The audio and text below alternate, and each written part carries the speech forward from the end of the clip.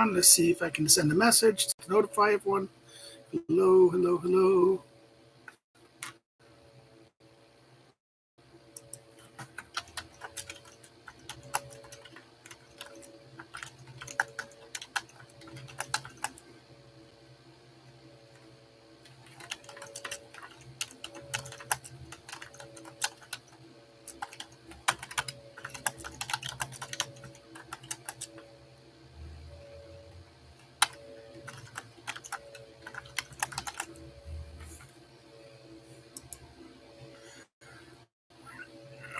There's the message out. I'm up. Hello, hello, everybody. Hello.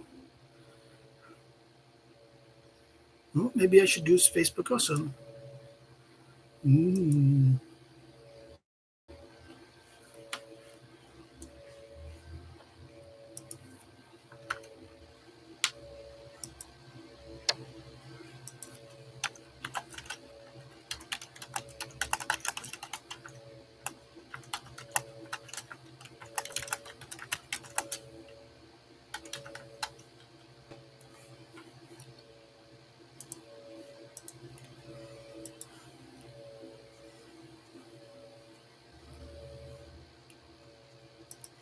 So, voila, we're up. Yay. Okay. Hello, everybody. I know no one's here yet. Oh, the mess in the background of the dealings with the crazy. Okay. I have been busy yesterday and today. I've been out of it today. Yesterday and today it was fixing tablet issues.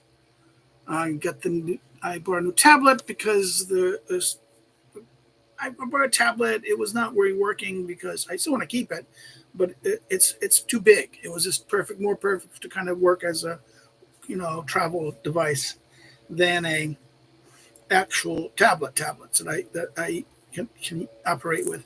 So I got I got the proper size tablet. It came, but it didn't work, and I had to send it back, and that was this. And we decided to go to the store and buy it instead because that way you can take it back. So I spent 2 days dealing with this, and I'm also in the middle of redesigning the course for Norwich with my colleague there for international law course. We just totally changed the readings. The readings have been set. New readings have been set. Now I'm designing the questions for the class. I finished first week, and I have basically we have 8 discussion weeks and 2 exercise weeks, and therefore she's doing the exercise. I'm going to be doing the questions. I just finished. Okay. On Wednesday, I did the Wednesday and Thursday. I think Wednesday. Thursday. No, I didn't come in here yesterday. So, did I come in yesterday? I don't remember. I came down here yesterday. I did 1 day of questions, and I kind of prepared things to go set the new questions for the new week. And I'm kind of like, so, but we'll see what happens. I think I'll get the questions done by this weekend. This is the goal this weekend. So international law, yeah. I'm doing my group of 3 students, and the students is it was it's not good to do only 3 students. You can't do the law exercises, which moot courts with only 3 students. So that's been crazy. I need to, in my Polish course in federalism, I need to do the governor stuff. That's going to be busy there for that. So that's the beginning of what I've been doing this week. I'm kind of put a hold. I'll start recording again, finishing up book 1 of the discourses. I have enough videos until I come back from my trip, but I want to get some more recording done before we go. We're leaving to America on the 2nd, and we'll be back on we leave on the 2nd, and we come back on the we return on the 7th of getting back in the 8th, I think, of April. So it's there. Someone is pissing me off. Okay, let me just clear the notifications. So, okay, this is that weird thing. Let me go right into it. What does it talk about today? It's not, people didn't, I mean, I'll reply to our buddy who keeps on posting, Corlitz, James. He goes, he was reading in his note as I was reading Leah Greenfield's book, Nationalism, 5 Roads to Modernity. Now, yeah, Leah Greenfield's book, Nationalism, published in the 1990s. When was it published? I think it was published in 1999, if I remember correctly.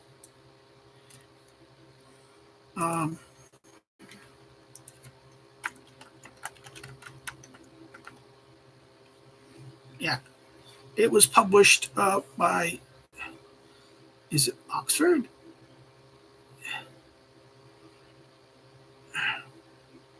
In 1992, it was published.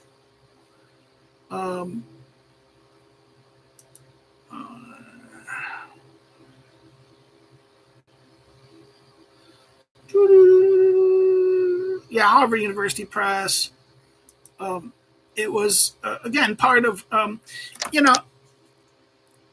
it's a very good book. It deals with the 5 different traditions of 5 different paths of nationalism that she did, that she looked at, and her basic argument is that there's not one road of nationalism. Do I have the book here someplace? I might have it hiding here someplace. She distinguishes the different paths, the English approach, the Germanic approach, which was ethnicity. There's a big difference between nationalism that was like 16th century nationalism and then 19th century nationalism, which focused more on blood, racial or ethnicity, and again, this is and she does a good job shaping the different nationalisms. All of this was, again, in the early 1990s. We have to remember, it was with the collapse of the Soviet Union, right? That all this interest in nationalism that happened. Well, in my box, my nice new, my Samsung box is over there. You see it, in my jacket, the cane. But back in the 1990s, 1991, with the collapse of 2 things. It was the collapse of the Soviet Union, right? The Soviet Union breaking up, particularly 1991, right? The breakup. And at the same time, what that's happening was the breakup of Yugoslavia, right? The 2 things were happening at the same time. And with the breakup of both the Soviet Union and the Yugoslavia, what you had was a so-called the resurgence of nationalism or national identity, particularly Serbian nationalism, Croat nationalism, and various ethnicities trying to associate their ideas. This was a big issue, but nationalism became in the 1990s. It was a major concern of scholarship that are revitalizing things of nationalism. And this was interesting that this was done at the time of at the same very time as the so-called end of the Cold War unleashed the kind of idea of globalism. So you had at one level at a kind of international law, the international law people, the public policy people, those people interested in transnational governance, the neoliberals who thought that globalism was going to allow for the overcoming of the nation state, or because the idea is that the nation state was at this fundamental critical time. And at the same time, in early 1990s, we remember this is when the emergence of the EU and the idea of Maastricht started happening. The 1992 was the signing of the Maastricht Treaty, which formalized the current envisionments it meant from the European community to the European Union. And Maastricht pushed the way forward for greater, not only harmonization, but also greater politicization of the European Union. So the idea of a regional political union that was going to overcome the European nation states. So you have this kind of fundamental, in the early 1990s, there was this kind of like this contradiction. And you can see that contradiction. Okay, the Lagrange field she's a straight political scientist. She's a very good political scientist. She's was in that tradition of, I don't want to misrepresent her.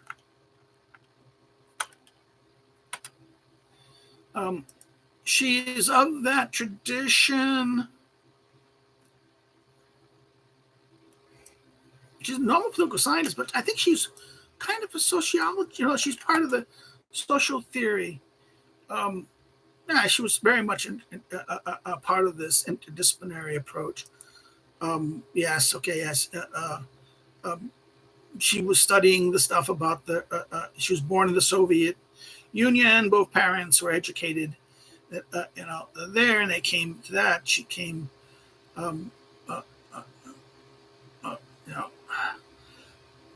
she worked in the, she had visiting scholar, she got her degree at a doctoral degree in sociology and anthropology at Hebrew University in 1982. And she came to the United States as a postdoctoral fellow lecturer in Chicago. She moved on to hold assistant, later the John Loeb Associate Professor at Harvard during 1985 to 1995. She joined Boston University as the university professor in political science and sociology and anthropology. So degree double appointment. It is her first book. This was her nationalism was her groundbreaking first book. Then she wrote in a few years later, Her Spirit of Capitalism, Nationalism, Economic Growth, and then Mind, Modernity, and Madness: The Impact of Culture on Human Experience was her, the three books. Now, the argument, people who look at the nationalism book, there's a lot of critics of it. And the critics normally looked at it from the point of view that she was arguing that she was too ethnocentric, too ethnocentric, fundamentally too ethnocentric. And thus, the problem here with, because it doesn't really deal with the non, and therefore, this was the problem. A lot of people didn't like it because of the fact that it didn't really address the developing world as much. It looked at the European tradition as the architect thing. So the Green Book is both good. There's some legitimate criticisms of it in that, but I would argue that that's ultimately false, because if you look at the issue of you have to understand nationalism and all its things. You have to understand it emerges out of a European experience, and that the European experience was very much ahead. You want to say, oh, but the Chinese one, and this is why someone like Fukuyama, Fukuyama, who's famous end of history stuff and stuff like this, really didn't want to touch nationalism, but he was forced to, because he around the right around 2000s he saw the limits of the global this idea he was arguing, the Kojevian argument. This wasn't going to work. His post-human future book he published saying, until you achieve this post-human development, then the end of history won't happen. We will be stuck in history. That the argument that we've achieved a moment, that we've transcended the state, is not necessarily true, because political development is not even across all cultures and all places. In other words, yes, Western Europe, yes, the Europeans may have achieved a development of a time to get above regionalism, to try to achieve beyond the nation state structures. And they were, because you have to remember, 1990s, this was in late 1990s, early 2000s, there was still a lot of optimism about the EU and what was possible and what was going to happen. In fact, this is the time, remember, 99, 2000, 2001 was the whole rigmarole of the European Constitution. And that the idea in this sense was that this new political form was going to overcome old ethnic nationalisms. And again, this is the problem with, what Leah Greenfield's book really does a good job on this, is to highlight that Well, that the ethnic nationalism is a product of 19th century German, the development of the German nation in this fundamental sense, and so let's go back to. I mean, I don't want to go. I want to go back to Corlitz's point. He goes. She makes an argument that that part of the development of nationalism in England involved, in other words, involved clerics employed by the king, started to attribute a kind of noble status to the population of the kingdom as a whole. And I think this is to understand a lot of how a nation develops, or in other words, it was the there's two conceptions of the political nation, and this is a big problem because we have to understand it. It's one is the concept of a nation that was it's medieval. It is a product of the nation. It's a product of the breakdown of the Roman Empire in the West. Okay, that it's post-colonial. The political, in other words, the emergence of a new political alternative to empire coming out of the ruins of the collapse of empire. The rise of you had some, of course, you had Pippin and his son Charlemagne trying to reconstitute the empire under Frankish lines. But this, and whenever we say about Charlemagne's attempt, it was a failure because there was no system of in other words, the political frame of that emerged at the time, the post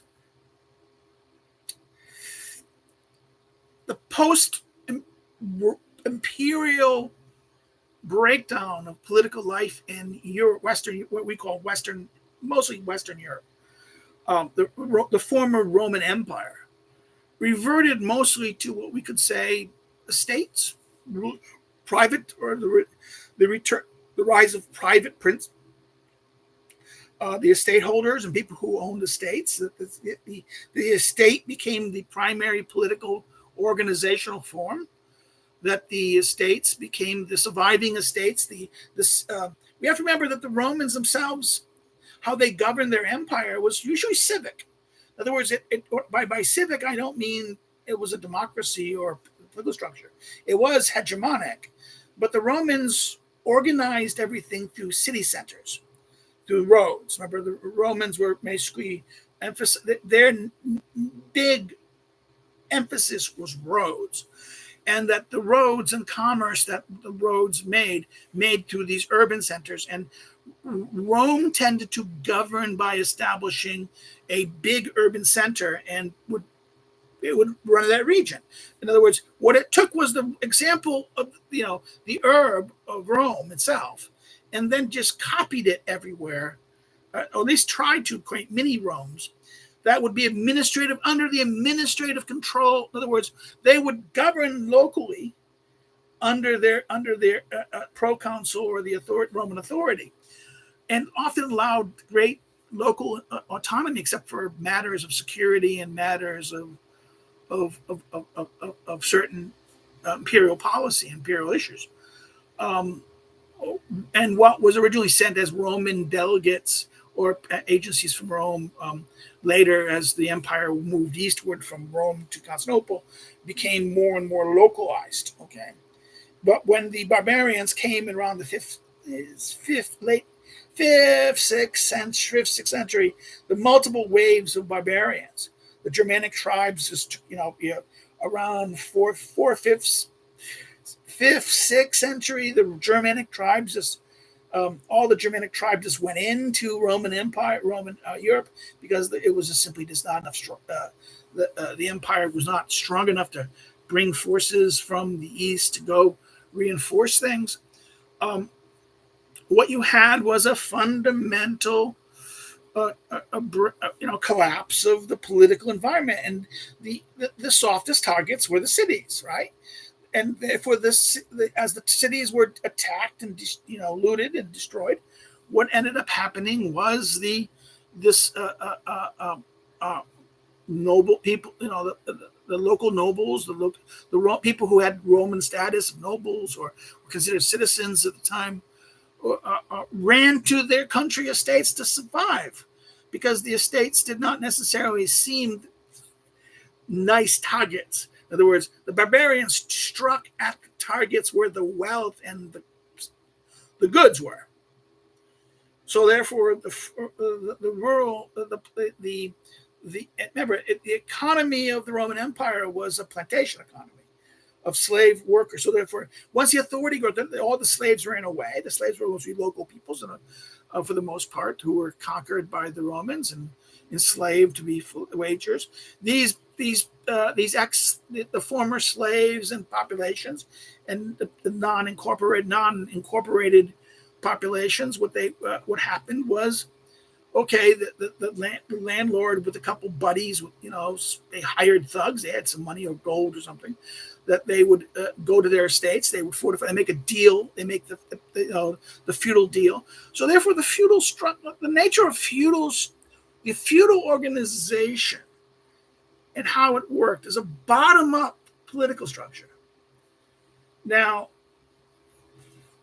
and what happened was, at this time of rebuilding, and basically between 5th, 6th century, 5th, late 4th, early 5th, 6th century, under this collapse and rebuilding, there is this fundamental this idea of political form. Now, of course, I talk about this in some of my videos in Introduction to Politics. This is a theme I do talk about in Introduction. The idea of the building of the nation, right? The emergence of the nation. Now, this is why people like Pierre Minot in his discussion of nation is very good. I would also remind people, but here is the problem. That these feudal kings, remember, the feudal king was what? He was often a member of a tribe. It broke down into tribal realities. The dominant conquering tribes were basically Angles. As a map of the different Germanic tribes and where they went.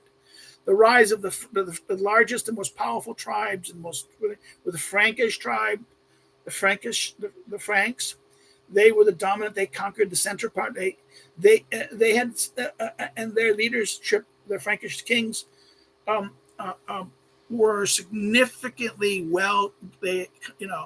were well endowed with cavalry tactics and warfare, that they achieved victory and created people would. It fell along tribal lines. But even if you were outside tribal lines, the success, in other words, the locals who were there would say, okay, if you're going to guarantee my success, I'll submit to you. This idea of fealty, loyalty, and support and protection. So therefore, this idea that there was this kind of contract. The feudal political order is contractual in a way that neither the ancient political form was, in a way that the ancient political form was not. And it was more tied to household and the alliances that households would have to each other as they grew out of the networks. And and the idea of giving title, ownership of land and title claims, land claims, the legitimization of land claims was the mechanism of control. Using surviving, in other words, the ruins of Roman Empire, Roman law, and turning to legitimacy of the surviving Roman institution in Western Europe, the Roman Church. These were the mechanisms of legitimization of legal documents, of claims, of even claims to have authority. So the church played a very important role. Now, hence, if you look at the Norman conquest of England, it was a very important way that he changed the church. There was a fundamental alteration of the Anglo-Saxon Christianity to a Norman Christianity with the rise of cathedrals, which was Norman in that sense. So you had a redesign of even the religion and the church played. Remember, the church was this was the educated classes, the clerks, right? This is the clerks. These were the people who had the churchmen had some Latin. They knew the Latin. They knew Roman. They knew canon law at least, but they would therefore know Roman law. So therefore, this is the early nationalists. This is the before the emergence. Now the problem with this is that the structure of this. This is why Charlemagne's attempt to create the empire again through the network of the Frankish monarchy failed. Because, well, first of all, there was the problem of the culture of the Frankish knight, the Germanic tribal ruling of succession of how did a king, how did the parent had to divide his property equally among all his children, and therefore political. And since the political form, or the kingdom was like or the barony or the duchy was like a property and therefore had to be divided, led to the division of political life. It led to the fundamental division into three different kingdoms, right? Now, why am I talking about this? Because I think this you have to understand the difference. Now, what makes the nation? See, the Greek world did not think the nation was a viable. The ancient Greeks did not think the ethnoi, the peoples, the tribes, the Latin gentum, could be a political viable form, because why? It was just too big. It was too weak. It was not political. The political form at best at this time was the polis. It was a limit towards it, and there was a construction limit. You can go check out my little booklet on the polis as the ancient political form, which you can find on Amazon, Kindle, and some other playbooks. It's an ebook where I highlight this issue, and it would be nice if you guys checked it out. I should put a link in it. Oh, I don't have the link to it. You should put the link in the book description. Well, every time I try, every time I go, it changes. So therefore, that's the ancient political form. Now, the problem with this is that it is just the ancient political form was discrete structures. And the problem with this was the medieval world was a world of multiple. In other words, there was not one political form, there was many political forms. And also you had a contentious tension between the secular claimants, these barons, kings, and the church. So that you had this fundamental, this tension between the church and the secular leaders for authority, and that the fact that the secular leaders had to rely on the church for their legitimacy in this sense, and the source of their authority in that sense. Remember, it was their claims to their rule, the claims to the land often were based on Roman title, and particularly in the West. Okay, they sought to claim the Roman titles. It was Charlemagne who wanted. It was Pippin, Charlemagne's father, who wanted to. He liberates the Pope in Rome from being basically, during much of the, passed down a couple hundred years, in the 300s and 400s, the Pope was basically a prisoner of the local rulers, local baron, local families of the Roman dominating families, and that it was just the papacy was just passed along on which family could control. Pippin comes there, he conquers, he liberates the Pope, and the deal is that he sets the Pope. He sets the Pope as a prince. He gives all of the land, these papal lands. These lands as his lands, the papal lands, they become the papal states, right? The states and states, and the Pope becomes a secular prince in lieu of the favor of the Pope recognizing Charlemagne's, Pepin's descendant, the claim of the Holy Rome, the Roman Empire in the West. Now, why could the Roman Pope do this? Because he was the last in the structure of Roman imperial rule. Yes, the Constantine the church and the Bishop of Rome was one of the 5 patriarchs in the church. In that sense, that it was one of the leading things, and Rome was the only patriarchy, a church authority of the Roman, the church, Christian church, in the empire, responsible for the whole West, and thus the argument was, okay, this is the title of Roman Empire in the West. This is one of the things that was left over from Diocletian's division of the empire in 4, then 2. Charlemagne, remember, Diocletian was the Roman empire in the West, and the Constantine was the emperor of the East, and they fight, and they conquer, and he becomes Constantine becomes the whole, and reunites everything. But what the Senate, the Roman Senate, doesn't do, the Senate was always kind of the legislating body in that sense. Even if it had no real power, even though it was just puppets of the emperor, they were the body. The Roman Senate never abolished these titles, so they were dormant for hundreds of years, several hundred years. And what, like any good, a nice clerk, a nice churchman who's looking at the legal document, there's a title here. Oh, it's never been undone by the Senate. It's still a valid office. It just needs someone to fill it. We're not going to get the emperor in Byzantine of Constantinople to do this. He's too far away, and he probably would not agree to this. But there's the Roman Church. There's the bishop. There's the Bishop of Rome, who is the patriarch overseeing all our authority here in the church, the Western Church. Okay, that's how that deal went.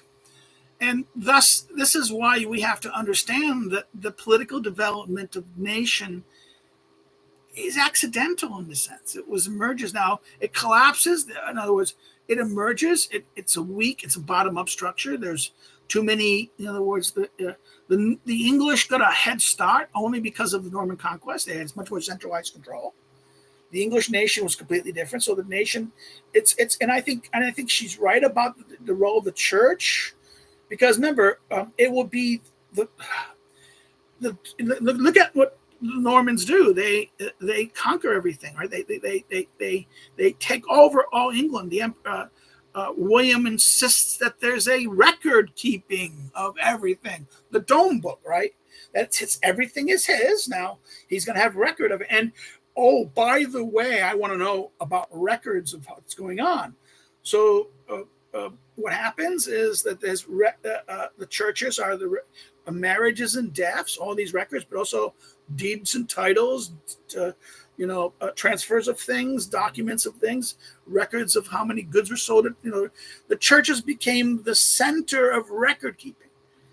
This is something that Alan McFarlane so beautifully highlights in his classic, The Origins of English Individualism, which he basically says that, hey, everyone wants to argue that, peasant society, doesn't have the farm workers, families stay at the farm. They don't sell, the children don't go market their wages for wages elsewhere.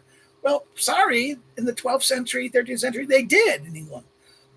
Because it was a different, and he saw that. He saw the evidence of that in the church records. The English had very good records and still do of all going back until the conquest. Okay. Now, of course, once in a while there might be something might have been rotted, and something got wet, rained, and some places might have not. But the vast majority of counties and areas of England, the records are good. And if you look at that from that point of view, you have a development of the kingship, the royal nation. And this is the king is in the royal nation. And this is the thing. But again, the English example is very, the continental kings are very weak. The continental kings always are fighting because why? Because the subordinate, there are very powerful aristocrats who have claims, whose sources of their claim to their title does not emanate merely from the given king. England was exceptional because when the conquest, all that are existing, in other words, everything was wiped out. And the only new, in other words, it started, what the Normans do is they wipe the state clean in England. And while they will appoint some Anglo-Saxon allies as barons or something like that, they are usually intermarried very quickly and made to be loyal to the Normans. And the court is Norman, so it's French court. What happens is, voila, you get all your aristocratic, all your barons, all your later earls, and then later your dukes are all created in creatures of the king. This is not the case. That many of they might be fiefs. In other words, the duke might be a subject of the king, but his authority was not dependent on the king. His claim may even come before the king's own claim. So therefore, the power relationship on the continent was in France was completely different than, let's say, in that, and particularly and the Holy Roman Empire, just it just fragmented and fragmented and fragmented, and that the nature of the Holy Roman Empire was that it was elected, and particularly when a dynasty died, it was that the successor would be handed over by the various electors who would elect a new emperor. Again, it was that, in other words, the nation was not really a thing. That what makes the nation viable is the concept of the state, the idea of the state. And that is basically 16th century, 15th, 14th, late 15th. Machiavelli's Prince is the great, father who innovates the concept. It is the great moment of the innovation. He coins the concept lo Stato. It was the state is this idea of this conceptual idea of the will of the ruler that will give the new modes in order to allow the political realm, the principality of the republic, to be stronger and able to compete against their fundamental rivals. So okay, that is this. So therefore, the English example is going to be really not typical. The French example and the Spanish creation of the nation under Spanish, and then later France is going to be again a completely different one. It's going to be one of conquering. What is it? It's eliminating, centralizing power away from the powerful lords. Okay, Ferdinand in Spain is important. This is the most important moment. He is the centralizer. He achieves it. He conquers. He then dispels the Moors from Granada. He unifies the thing. He makes conquests. He marries into I think the Castilian line. I remember Isabella, and therefore the two crowns are put together. Portugal is at this time. Portugal is included in their enterprise and is not really separate from there. The new fundamental enterprise. Now, what happens is when it's after Ferdinand and the successor. Remember what happened was Ferdinand's daughter was Isabella's daughter's Joanna Mad, right? Marries the Habsburg, and the Habsburgs start taking over, and therefore there was some deals made, and that they let the Portuguese get their independent claim and go their own way. But this is why the big dispute about who wants the Spanish versus the Portuguese. Well, both of these were the product of Ferdinand. Ferdinand's his conquest of the New World. It was Ferdinand. It was Ferdinand who intervenes through his agents into the Roman into Italy, Italian affairs. His conquest of the North Africa, bits of North Africa in that sense. He centralizes authority and establishes centralization within Spain in unified ways. He's helped by the church. He uses the church to his ends, right? The Inquisition. So that's the history of Spain. Now, if you look at France, it's more difficult. You had to eliminate the power of the English, who were technically the English king was also Duke of many. He was Duke of Agenor, or Duke of Normandy. He had all these he had these different territories, and always, particularly Richard Henry II, Duke of Agenor, married Eleanor of Aquitaine. If you look at the Rich Henry, Henry's different. Henry II's vast ownership of French title.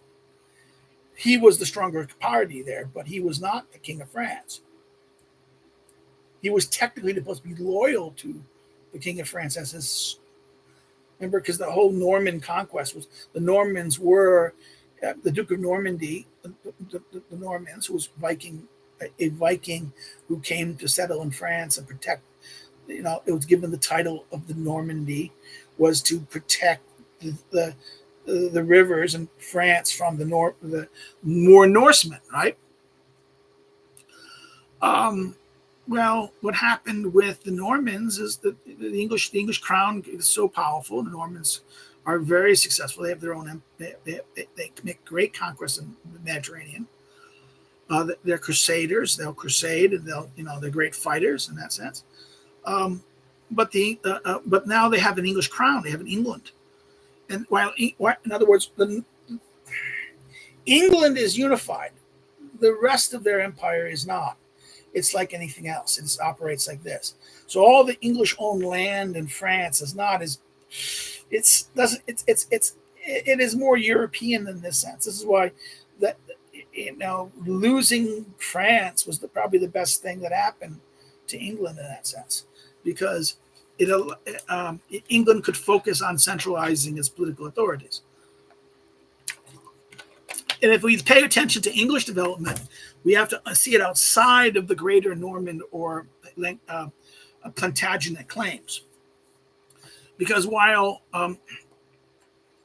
starting after John's disaster in Magna Carta, the claims of Magna Carta only applied to England. They didn't apply to Wales, Ireland, or any of the lands in the Plantagenet lands in France. So we have to understand that this development of nation is a very unique one, and it emerges. Therefore, the English example is like the first one, then the Spanish-French one, and this is the state. Now, the 19th century, it's a different thing. It's a state, but it is shaped after what happened after the French Revolution. After the French Revolution, the claim of the French Revolution was popular sovereignty. The people should govern, right? The revolution, gets rid of the king and replaces it with the people, right? Well, but the problem with the people is the French Revolutions spreads the revolution to remove the kings and things like this. So they go to Spain and they remove the Spanish king, and what happens? Who's rule? And they kick the various kings of the German states out too. Well, what happens? Well, it ends up being Frenchmen ruling, revolutionary clerks ruling, the rule of the French, and this led to some resentment, and it led to the longing not to be ruled by the French, but ruled by our own kind. So in other words, popular sovereignty, which was the concept which justified the revolution, led to a situation of, well, wait a minute, these people aren't, these guys aren't my people. They're Frenchmen. They're not my people. I want to be led by I people, ethnic self-determination, right? The concept, now we went from popular sovereignty to the concept of sovereignty of popular, that the people should be governed by their own ethnic self-determination. They should have their own identity. This led to a lot of problems. One, it led to the German nationalism in the 19th century, early 19th century. And I talked about this before on the live stream about you have to remember that German nationalism, in other words, liberalism, liberal ideas, and nationalism are fits right together in the German experience. But this is not true in Eastern Europe. Liberalism in Western Europe gets compromised because of the imperial claims. And the liberals or progressives often were, or people like this, the liberals at this time, often were accommodationist to imperial authorities, either be they German, Austrian, or Russian, right? So therefore, the revolution and nationalist spirit in 19th century Europe, in the East, Central Europe, right, was different. It had a different flavor in the mid 19th century, late 19th century. By the 1860s, 1870s, the desire of this in Eastern Europe. Now Germany still, the Germans get cheated. The Germans get in Germany, but not given to them by the German liberals, but by the Prussians, who are anti-republican, anti-liberal, and anti-imperial too, ironically. They don't want to unify all the Germans. They'll just take their Germans. And, this idea that all, Bismarck's point is that, these German peoples that are living in no, they're not the worth, that the Balkans are not worth one pomegranate grenadier. This idea of a unifying of all the Germanic population under one monarchy. Well, if you do that, then the problem was that because German, this is the big problem. Ethnic self-determination at one level of one people, if you have greater ethnic interdependence, in other words, you have to remember the reason why Western Europe is a little more stable than Central and Eastern Europe is because the Roman Empire engaged in ethnic cleansing. And there wasn't that much diversity of.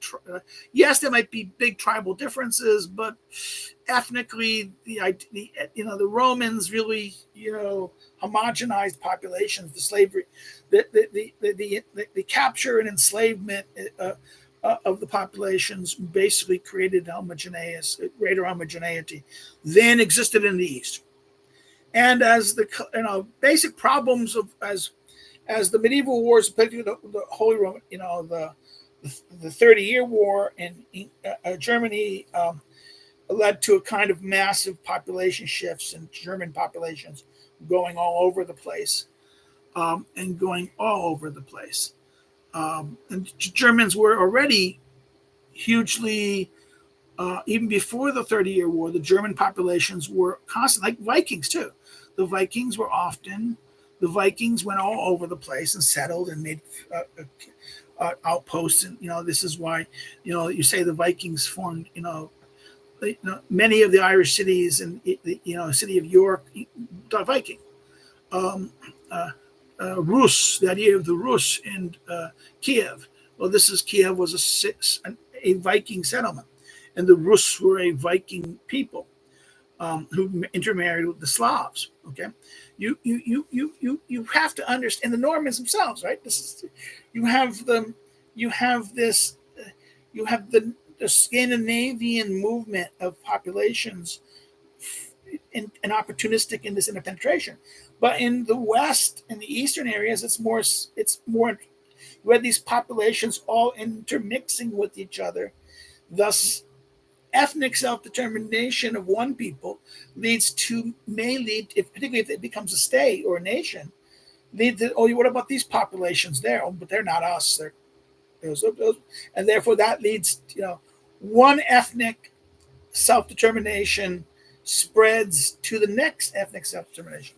And by the way, this is what happened, as Hannah Arendt in her Origins of Totalitarianism talks about the imperialism chapter, talks about how, in other words, in the 19th century, the state, the idea of the nation comes through the state. So therefore, the second you come in there, you have the logic of the popular sovereign state. This leads to the idea of the people controlling. This creates the idea of ethnic self-determination. This then leads to colonization, right? The successful nation or the state then gets colonizing of populations, and they bring the instruments of state colonial rule in the Western state structures to these people, and they start reading it and they say, wait a minute, what about this ethnic? In other words, the very institutions that the Western Europeans bring to the developing world become the weapon that delegitimizes their rule, right? And that's the problem of this. Now, I'm going a long way about this because we have to understand why when you talk about Africa and like this is going to be a big problem, because if we look at the way nationalism happens, you need to have a homogenization of the population, either by a massive violence. I'm sorry. Go look at how the nations of Europe, England, massive murder, massive genocide. Look what the Normans did to northern England, the North, the harrowing of the North. At least 40%, maybe 50% of the population was eliminated, killed off. The extermination of the elites. Go look. Okay. What the Spanish did in the unification of Spain, or what the French monarchy had to do by, the centralization of power, taking power away from the different regions and controlling power. In other words, if you look at the Western European, the French, Spanish, English examples, these are not pleasant. It's a lot of blood, hundreds of years of blood. Okay. That you're going to get, in other words, then the problem then becomes and I can see why development people don't like the nation state. In other words, what happened was when colonizers brought their nations and they were artificial boundaries, right? Had all these peoples in who didn't like each other. But then you brought ethnic self-determination. That's a recipe for complete disaster, right? And I think that is the problem that I think we're confronted with in that sense. And I think that is why, this is why there's desire to overcome nations, because you have the problem of what to do about the logic of the nation state leads to ethnic self-determination, which then leads to a problem when the populations are interpenetrated. What to do with the other population? Are you going to exclude them? And I'm sorry, the 19th century, the history of all the European nations where they were dealt with through blood. They were, purged to a great degree. That's this, now we complain that if, oh my God, oh my God, Rwanda, what's going on here? No, that's the whole thing. I was rewatching Black Hawk Down about Somalia, 1991, 92, the Somalia thing, right? 92, 93, right? Well, I'm sorry that, you don't necessarily like what they did, but they did nothing different than the Somalian warlords did nothing different than the English Normans didn't do in England. You understand? That's the problem in that sense, and that's why it's a dirty mess in that sense. Well, let me finish Corlitz here because I want to finish what he wrote.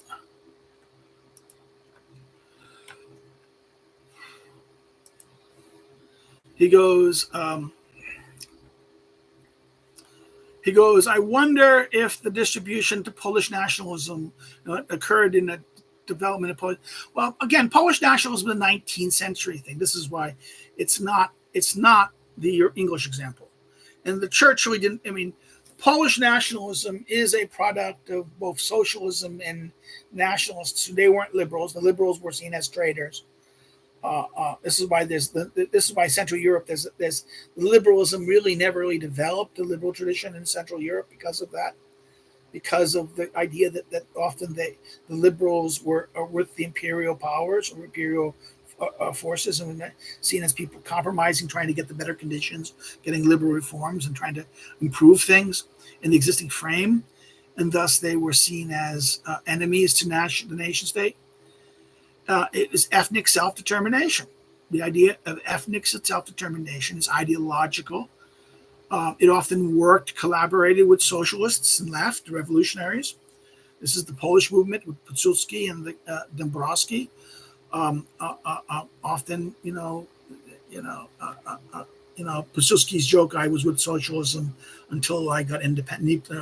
I was with the communists and the socialists, with them to get this, and I get off the socialist train at Niepodległości, right? Or independence, right? That's the joke. Was some of the status and attributes of the Polish nobility. See, the problem with the Golden Liberty, the Polish nobility was. So you have to understand. Anyone has to understand the first Commonwealth, the great Golden Liberty. This is civic. In other words, the First Republic, even though the nobility, they understood themselves in frame of republican form. In other words, the king was merely an office executive in that sense, and that the lords were citizens. They were the citizens. This is why there was the only lord title there's no like dukes, barons. There was only Slatka, which was what? A citizen.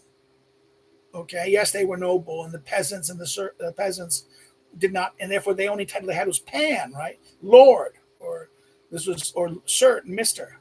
In fact, in 1919, the nationalists made the claim that everyone had the right to the term Pan, to be called Pan. Okay, that it was, in other words, the distinction between that was you were a citizen, you were a child of the citizen class. The First Republic. So this idea of the gloating liberty of the First Commonwealth, this was not necessarily tied to what the English, about the churchmen and that. No, this was a harken back to the Roman imperial, the Roman Respublica in that sense, and that this Commonwealth, the Commonwealth was the name of the Commonwealth. The Respublica was a play on the Roman construction of Respublica. Res publica, the public thing. Well, res polita, the common political thing, right?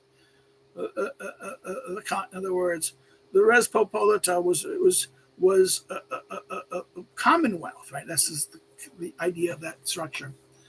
And it wasn't, because the problem of the first Commonwealth was that it was mixed. You had a Lithuanian, you had a Lithuanian duchy with a weird whole thing dominating. The Lithuanians were dominating. Not only the princes were dominating Belarusians and Ukrainians, but also some other populations, even part Russians. They got dominated. And then the same thing with the Poles. By joining this, they got lands. They got control over some non-Poles. So you didn't; these non-Poles were not seen as the same. And that you had a weird thing of that. You had these Hanseatic cities in the north, like Danzig, and that were incorporated into first the monarchy, then later the Republic, right? Um, you had this in that weird way. This is why there's a difference. If you want to know, I mean, he goes that the difference between the Polish and Russian political traditions, including their respective versions of nationalist protest. Yes. And James, go read to understand the difference between this. Read, what is it? Property and Freedom. It's a classic book, Property and Freedom.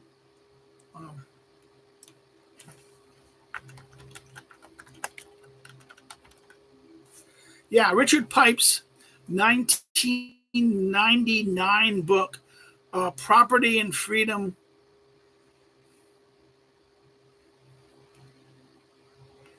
Where he goes, what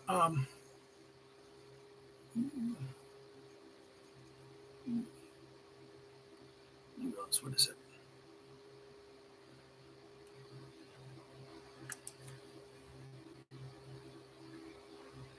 Yeah, Property and Freedom 1999.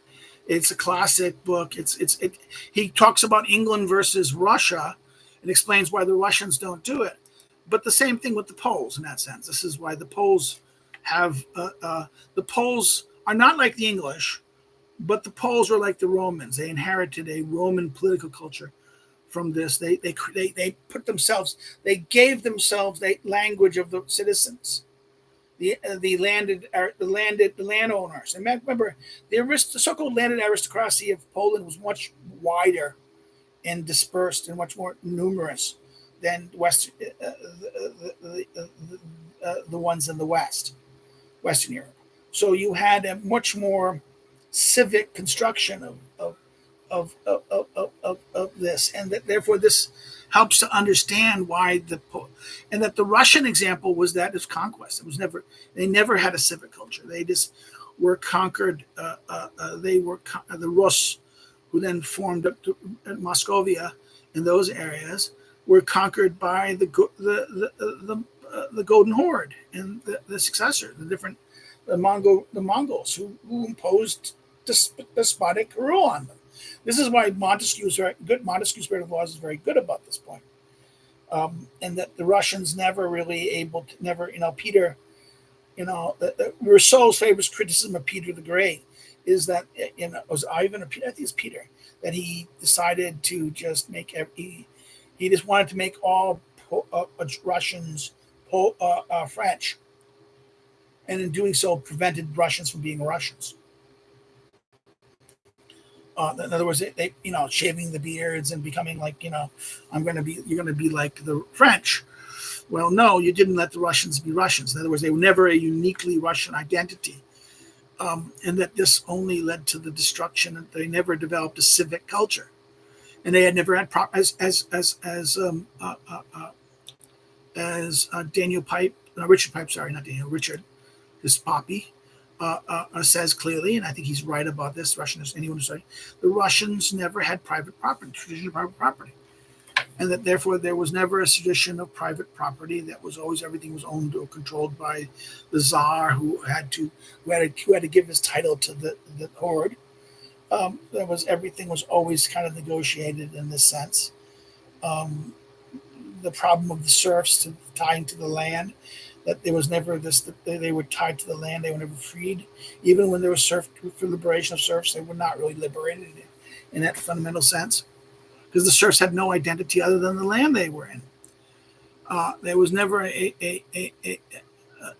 this sense that they were still kind of cultureless, identityless. They had no identity in this fundamental sense. And I think this is the problem here. The Polish aristocrats had an identity.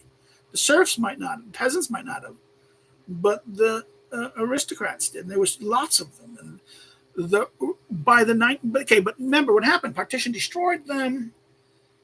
The desire to establish Poland was done through a lens of nationalism. The nationalism here was an ethnic nationalism based upon ethnicity, language, the Polish culture, religion, Catholicism. Even though some of the early advocates of this were kind of liberals, like even the so-called right-wing guy, Dombrowski, not Dombrowski. I forget his the guy. Oh God. He started out as kind of a critic of the church, a positivist critic of the church, who then in later stages became its defender in that sense, because they saw the church as the only way to kind of define who was a Pole. Because if you were Catholic, you were a Pole. If you were Orthodox, if you're Lutheran, you're a German. If you were Reformed, you're probably a German. If you were Russian, if you're Orthodox, you're Russian.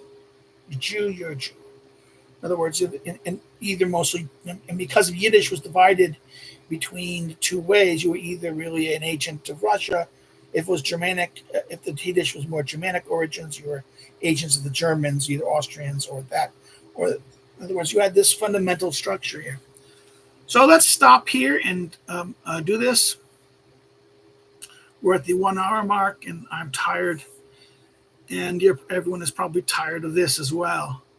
We didn't have our normal group, and I think the problem about that is next time, next week, we will meet again in this 1 hour time world difference, because in the US it's daylight savings time, so I think it's noon. We started at noon, not 11 like we normally do.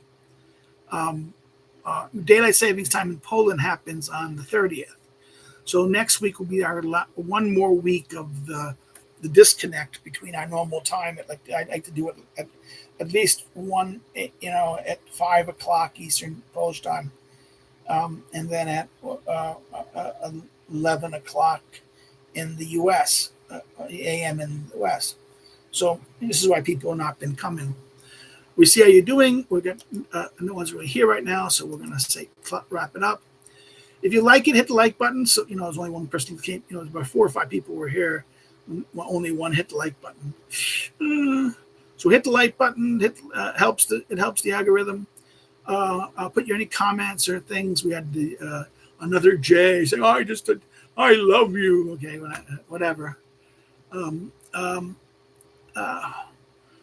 Please put your comments in the comment section. I'd appreciate it. I hope you enjoyed or got something benefit about this. That this is my response to. James kind of did this, and I wanted to deal with it because he raised questions. As the political science junkie in me did this, I looked at remembering the 1990s and why this literature was so big.